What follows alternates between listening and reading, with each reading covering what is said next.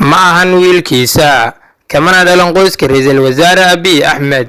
noloshiisa ayaa ka soo bilaabatay god qashin wuxuu hadda ku raaxaysanayaa madaxtooyada Itoobiya ee Jubilee Place isagoo sabiya oo dhowr cisho dhalan ay hooyadiis ku xortay god qashin oo lagu qubo oo u dhow laamiga Jarjal Afeel ee ku yaala caasimadda Itoobiya ee Addis Ababa.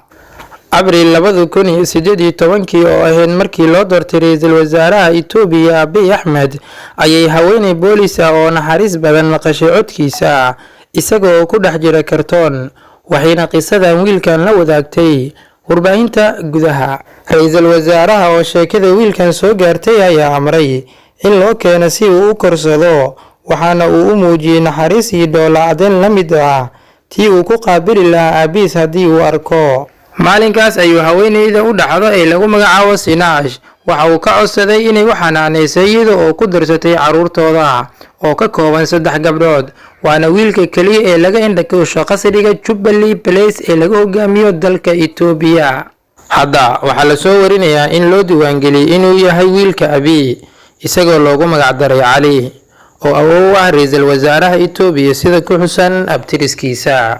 sheekadiisa ayaa baraha bulshada ku faaftay kadib goortii lagu baraarugay Abiy Ahmed oo gacanta ku haysto wiilkii 4 sanadood ka hor laga dhaxlay goob qashinka lagu kaydiyo. nasiibka iyo nasiib darada oo goob ku wada kulmay ayaa lagu tilmaamaa qisada labada heer leh ee uu la nool yahay Cali waxaase taageerayaal badan ku kasbaday ra'iisul wasaaraha Itoobiya Abiy Ahmed oo la sheegay inuu qaaday tallaabo aan horey looga baran hogaamiyaasha Afrika.